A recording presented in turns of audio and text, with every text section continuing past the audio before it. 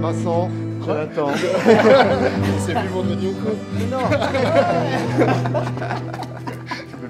Mais oui, vous avez déjà échangé un peu plus ou pas plus? Non, on voulait, mais on n'a pas eu l'occasion justement en cours.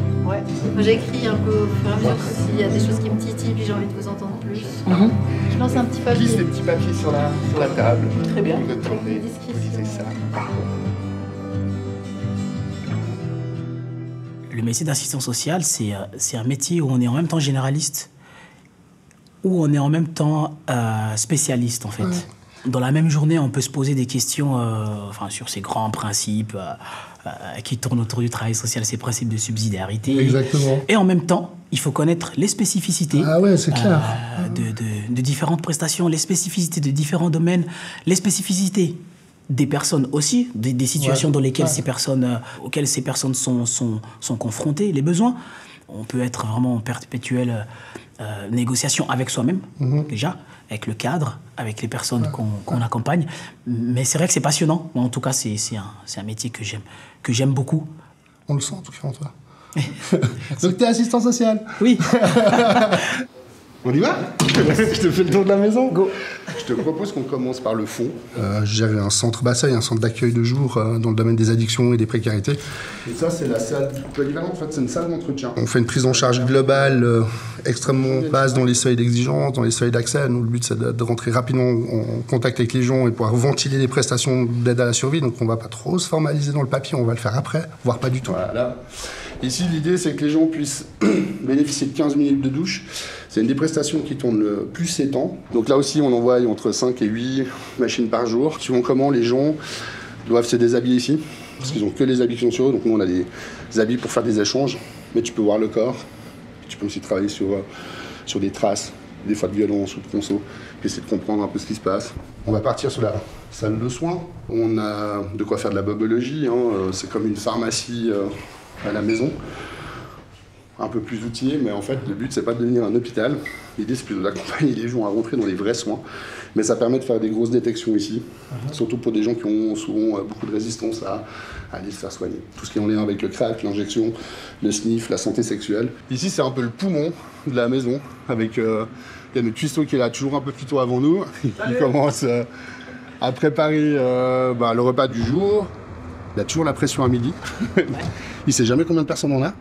Et il ne sait pas non plus ce qu'il fait le jour même, vu qu'en fait, on a un flux tendu sur l'arrivage de la nourriture, parce qu'on est livré par table suisse. Donc l'idée, c'est que lui, il ouvre le camion, et puis 2 heures après, il doit avoir fait entre 60 et 80% de quelque chose. Ici, c'est... t'es face à la porte. L'idée, c'est que quand les gens rentrent, il y a le premier contact visuel, un bonjour, on accueille les gens, on est dans un centre d'accueil. Donc la première chose, c'est un peu poser les gens. L'idée, c'est que les gens viennent poser leurs demandes, douche, lessive, besoin de matériel, etc. Et puis là, en fait, on monitore aussi toutes les rentrées des gens, hommes, femmes, enfants.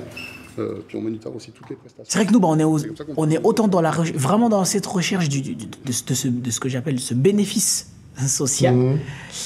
Et en même temps, on doit montrer aux décideurs qu'il y aura un bénéfice économique. Ça, c'est difficile comme position.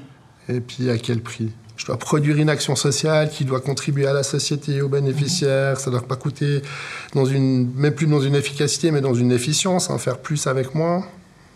De faire rentrer les gens dans des cases qui ne rentrent pas dans les cases. Ça, c'est l'histoire de ma vie au niveau professionnel, dans mon champ d'intervention. Il y a des gens qui rentreront dans rien du tout toute leur vie. Mais on est dans un système qui dit « mais tu dois rentrer ». Ouais, mais un carré dans un rond, t'as déjà essayé ? Là, j'entends du bruit. C'est en train d'arriver, c'est en train de rentrer. Regarde, c'est bien seulement. Donc voilà, les gens, ils arrivent gentiment aujourd'hui. Ouais, là, la collègue, elle va dire « Ok, toi tu passes en premier, toi tu passes en deuxième, nanana. » Puis on va commencer à lancer la machine.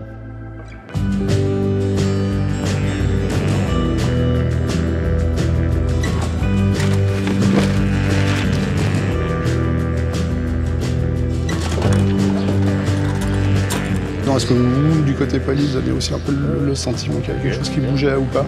Puis de se tenir au jus.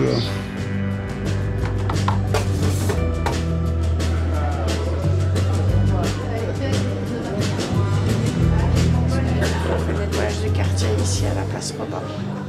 Ben ouais, bien sûr. Merci pour ce moment de partage en tout cas. Ouais. Qu'est-ce qui t'a motivé à choisir ces études? Cadeau.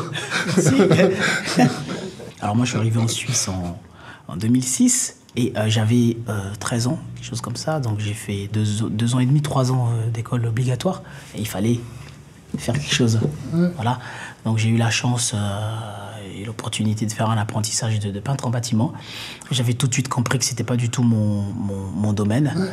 Et après, j'ai fait une école de travail social à Pierre Coulery en tant qu'éducateur de l'enfance. Et maintenant, je suis là. En gros, ce qui m'a poussé, ce qui m'a motivé à choisir ces études, je pense qu'il y a les expériences personnelles qui font partie de nous.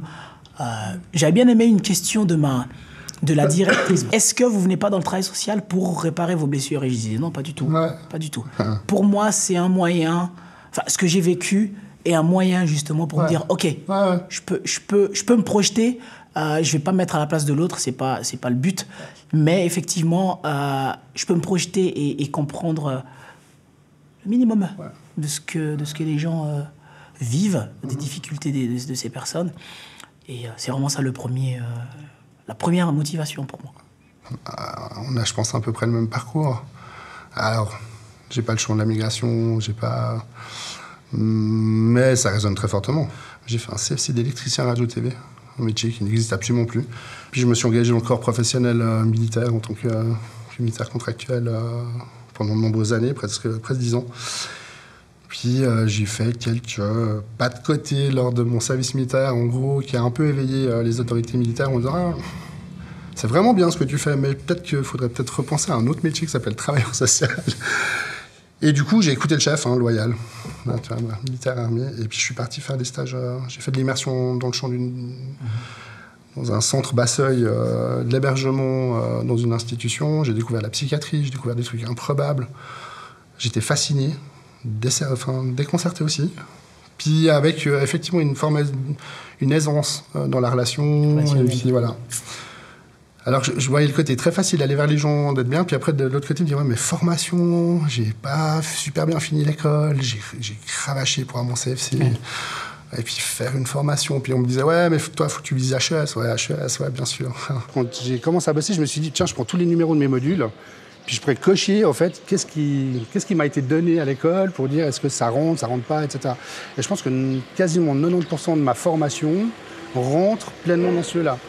Assurance sociale, migration, genre, jeunesse, addiction, santé mentale, interprofessionnalité, communication.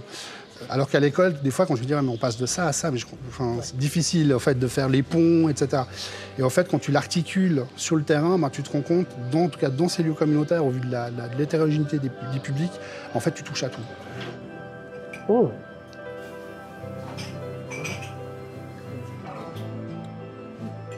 Je crois que ça va être pas mal.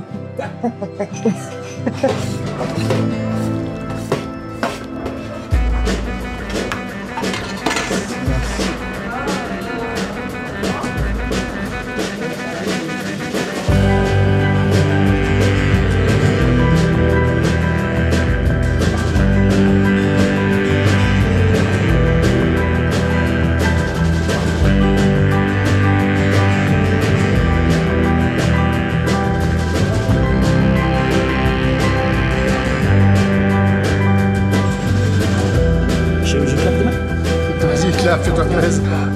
Voilà. Je te fais un clap aussi.